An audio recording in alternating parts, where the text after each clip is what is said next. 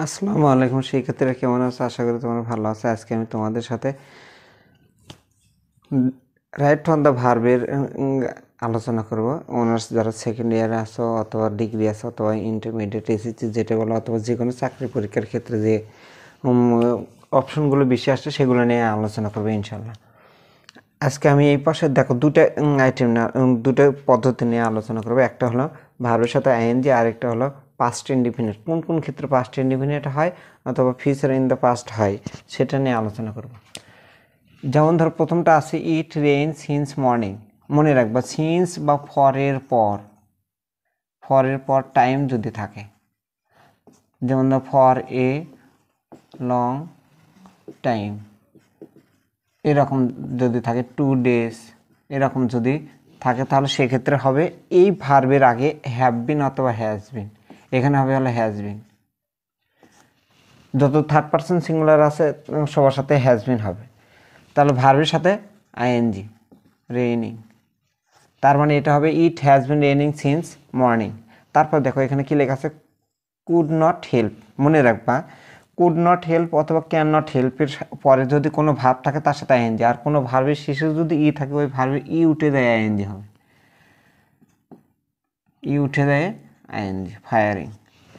তারপর দেখো I was use to, be ভার্বের পরে যদি ইউজ টু থাকে অথবা গেট ভার্বের পরে যদি ইউজ টু থাকে, দেখো এই দুটা নিয়মের সাথে অবশ্যই ভার্বের সাথে আইএনজি হবে। কি হবে? আইএনজি হবে। তাহলে দেখো get use to smoke, smoke থেকে হয়ে যাবে হলো স্মোকিং। আর এখানে কি আছে, আই ইউজ টু টেল, টেলের সাথে হয়ে যাবে হলো আইএনজি, টেলিং। এখন দেখো তাহলে গেট ইউজ টু এবং বি ইউজ টুর পরে ভার্বের সাথে আইএনজি যোগ হয়।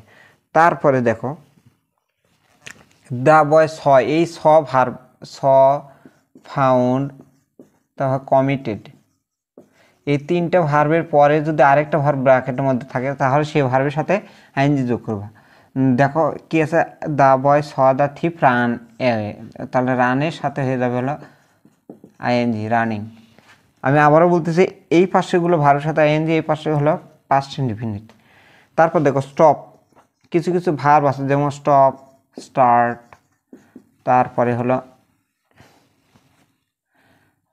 মাইন্ড, অ্যাভয়েড, এরকম আরও কয়েকটা ভার্ব আছে। এইগুলো ভার্বের পরে যদি আরেকটা ভার্ব বসে তাহলে সে ভার্বের সাথে আইএনজি। তার মানে স্টপ এখানে হয়ে যাবে হলো রাইটিং, স্টপ রাইটিং। তারপর দেখো উড ইউ মাইন্ড, মাইন্ডের পরে ভার্বের সাথে আইএনজি এখানে লেখা আছে। তবে হ্যাভ, এ হ্যাভ মানে এখানে খাওয়া, হ্যাভিং। তারপর দেখো প্রিপোজিশন, সকল প্রকার প্রিপোজিশনের পরে ভার্বের সাথে আইএনজি হবে। He is capable of do the work, do থেকে হয়ে যাবে হলো ডুইং, ডুইং হয়ে যাবে। তারপরে দেখো he went to the airport with a view to, দেখো এখানে আছে উইথ এ ভিউ টু, এরকম look forward to, addicted to, devoted to, due to, ing to, এরকম যদি কোনো ইয়ে থাকে ডিসাইডেড টুর পরে ভার্বের বেস ফর্ম হয়। আচ্ছা, with a view two, look forward two, তারপরে হলো অ্যাডিক্টেড টু, ডিভোটেড টু, এই চারটে টুর পরে ভার্বের সাথে আইএনজি। তারপরে রিসিভ আছে, এখান থেকে হয়ে যাবে হলো রিসিভিং, রিসিভিং। তারপরে দেখো হোয়াইল, হোয়াইল যখন প্রিপোজিশনে কাজ করে তখন ভার্বের সাথে আইএনজি যোগ হয়। হোয়াইল ওয়াকিং, পুরো বাক্যে আমি লিখি নাই, এইটুকুতেই দরকার। তাহলে ওয়াক থেকে হয়ে যাবে হলো ওয়াকিং, ওয়াক থেকে হয়ে যাবে হলো ওয়াকিং। তারপর আই গট ইউজ টু, এটা তো আগে আমরা শিখেছি। এই 10টা আইএনজি যদি তোমরা ভালো করে আয়ত্ত করতে পারো, হয়তো বা উদাহরণ এটা আসবে না, কিন্তু এই 10টার মধ্যে থেকে একটা পাবে, 100 ইনশাল্লাহ। তারপরে দেখো এই পাশে হলো পাস্ট ইনডিফিনিট, আমি এটুকু মিশিয়ে দিই তাহলে অনেকটাই উপকার ভালো হবে।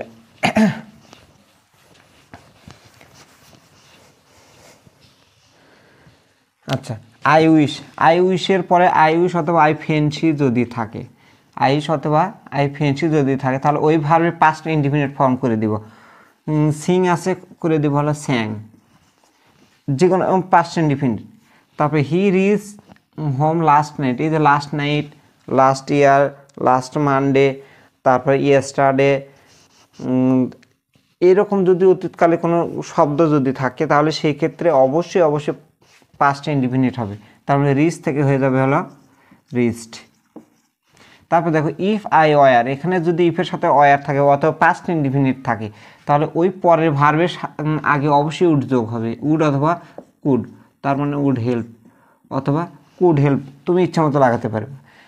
ড্রিম, এটা আসার মতো একটা অপশন, খুবই ইম্পর্টেন্ট এবং চাকরি পরীক্ষাতেও আসে। I dream a bad dream last night, এখানে দেখো last night is the symbol of past indefinite. Past ইনডিফিনিটের চিহ্ন হওয়ার জন্য এই ভার্বটা পাস্ট টেন্স হবে। ড্রিম ভার্বের পাস্ট টেন্স হবে হলো ড্রিমড, টি যোগ হবে, একটা টি যোগ করলে হয়। তারপর দেখো it is high time we, এই ইট ইজ হাই টাইম অথবা ইট ইজ টাইম, মনে রাখবা ইট ইজ হাই টাইম অথবা ইট ইজ টাইম। এরপরে যদি সাবজেক্ট থাকে তাহলে ভার্বের পাস্ট ইনডিফিনিট হবে। তার মানে ফিনিশ আছে, সেই ফিনিশটা হয়ে যাবে হলো ফিনিশড।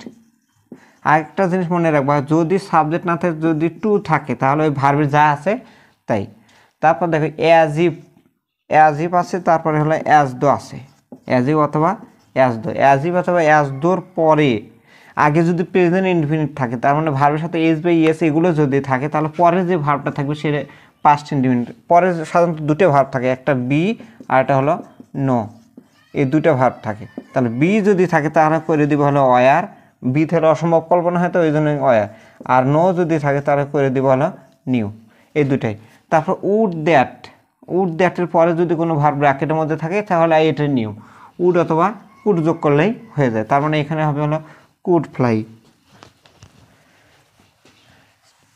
এখানে হবে হলো কুড ফ্লাই। আচ্ছা, তারপর দেখো if I see him I would call him. এখন দেখো দ্বিতীয় অংশে যদি would plus call, would could plus base form যদি থাকে, যে কোনো ফর্মে থাকে, তাহলে প্রথম যে ভার্বটা থাকবে সেই ভার্বটা অবশ্যই পাস্ট টেন্স করে দিব।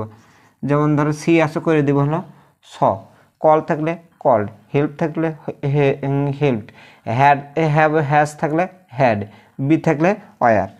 তারপর দেখো ওয়ান্স আপন, এটা আমি long day, long ago, long since, এইগুলো যদি ফিউ ডেজ এগো এইগুলো যদি থাকে ভার্ব বাক্যের মধ্যে, তাহলে পরে যে ভার্বটা থাকবে সেই ভার্বটা অবশ্যই পাস্ট ইনডিফিনিট করবা।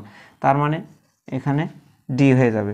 তারপর দেখো হ্যাভ ব্র্যাকেটের মধ্যে শেষে এক্সক্লেমেটরি চিহ্ন, মনে রাখবা হ্যাভ ব্র্যাকেটের মধ্যে বাট শেষে এক্সক্লেমেটরি চিহ্ন আছে, তাহলে ওই হ্যাভ সমান করে দেওয়া হলো হ্যাড। লাস্ট যে অপশনটা আছে he said that he come the next day, ভালো করে খেয়ে করে দেখো দ্য নেক্সট ডে, এরও পাস্ট ইনডিফিনিটের চিহ্ন। তাহলে স্যাডের পরে যদি নেক্সট ডে, তারপর ইয়েস্টারডে, তারপর লাস্ট নাইট এইগুলো যদি থাকে তাহলে ওই ভার্বের আগে কুড যোগ হবে, কুড অথবা উড।